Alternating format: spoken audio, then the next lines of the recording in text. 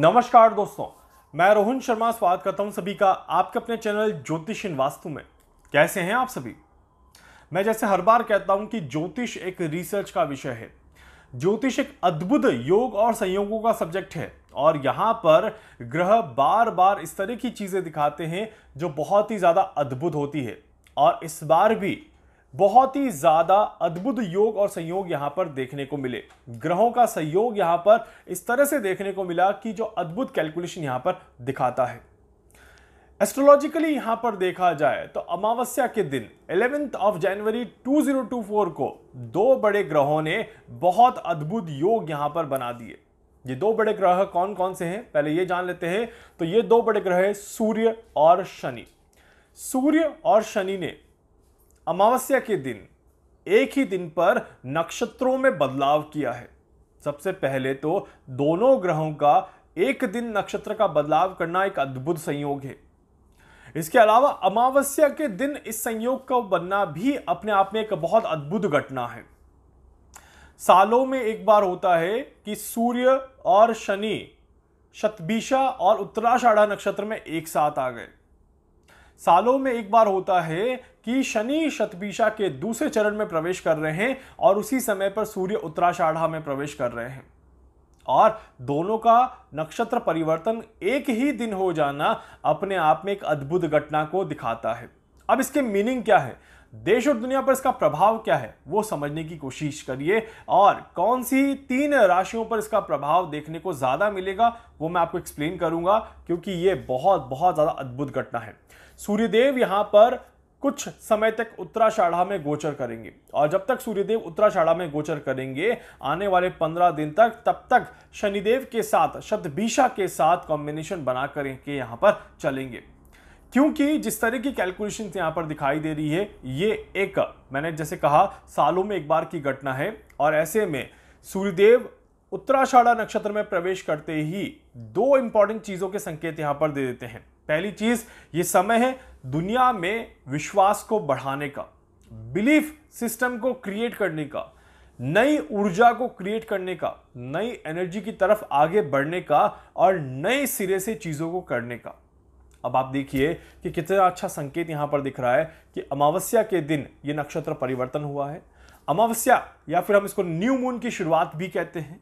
और new moon की शुरुआत में मतलब कि नई चीजों की शुरुआत। इत्तेफाक आप देखिए कि मैंने भी कल की वीडियो में न्यू मून न्यू बिगनिंग आपको एक सेंटेंस दिया था जो कि काफी ज्यादा इंपॉर्टेंट कैलकुलेशन के साथ वो निकला था।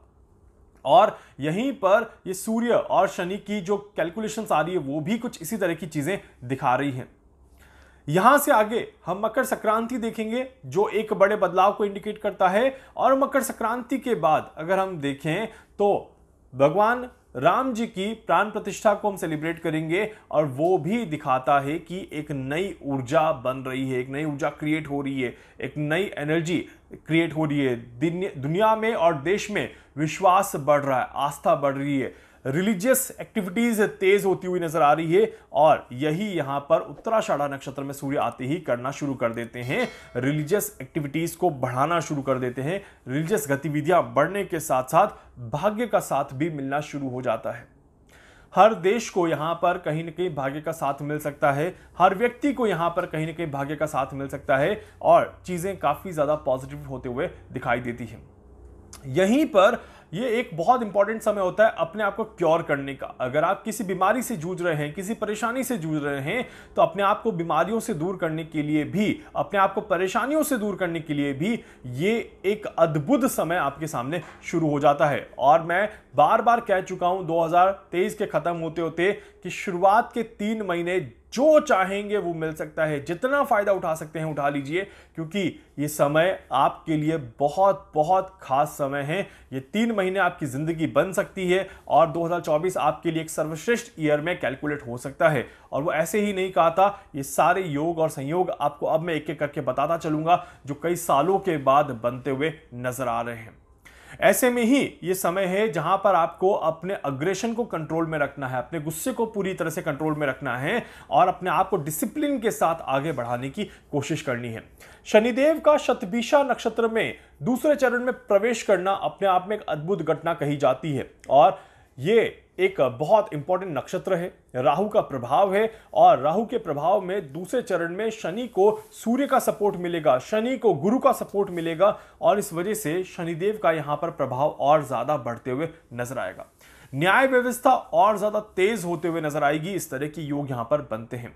यह समय है बड़ी बड़ी योजनाएं बनाने का। अगर आप अपने जीवन में वाकई में कुछ बड़ा करना चाहते हैं तो this is the time to make some, आप कह सकते हैं कि कोई प्लानिंग, लाइफ की जो सबसे बड़ी प्लानिंग है, जो ड्रीम है, उसे आप पूरा करने की कोशिश कर दीजिए, उसे लिखने की कोशिश कर दीजिए। अपने जीवन की सबसे बड़ी प्लानिंग यहां पर बनाना शुरू कर दीजिए। ट्रस्ट मी, आपके पास कुछ ही दिन है जब आप ये प्लान कर सकते हैं। मैं तो कहूंगा जितना जल्दी शुरू करें उतना ज्यादा अच्छा है, क्योंकि ये संयोग ज्यादा लंबे समय तक नहीं बनेगा और सालों बाद वापस ऐसा संयोग कब देखने को मिलेगा ये हमें नहीं पता। तो इसीलिए आप सभी से कहूंगा कि make your plans right now.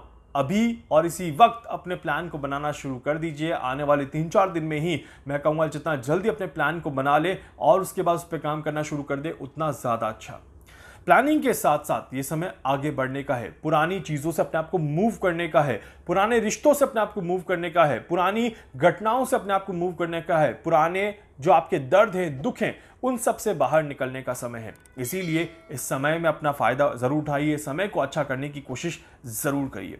इसी के साथ साथ अपने आप को बैलेंस करने का यह समय है। अगर आप किसी भी तरह से अपने जीवन में स्टेबल नहीं है, अगर आप किसी भी तरह से अपने जीवन में एक अनस्टेबिलिटी देखते हैं, एक नकारात्मकता देखते हैं, तो ये समय है आपका अपने आप को बैलेंस करने का, अपने जीवन को बैलेंस करने का और अपनी लाइफ को पूरी तरह से स्टेबल करने का। तो इसीलिए आप सभी से कहूंगा कि इस समय का फायदा उठाना बहुत ज्यादा जरूरी है। भारत देश इस समय का फायदा जरूर उठा रहा है।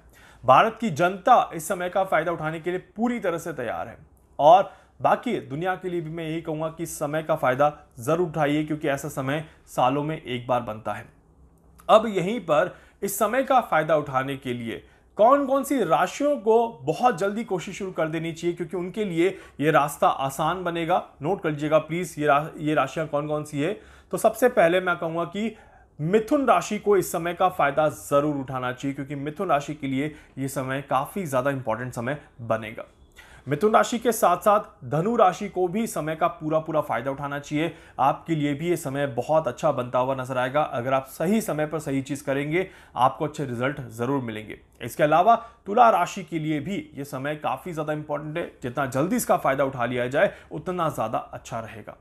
इसके अलावा दो और इंपॉर्टेंट राशियां जिन्हें भी थोड़ी आसानी रहेगी वो है सिंह राशि। आपको भी मौका मिलेगा चीजों को अच्छा करने का, अपने आप को बैलेंस करने का। और कर्क राशि आपको भी डेफिनेटली यहां पर एक मौका मिलेगा जहां पर आप अपने आप को बैलेंस करें और अपनी चीजों को अच्छा करने की कोशिश जरूर करें।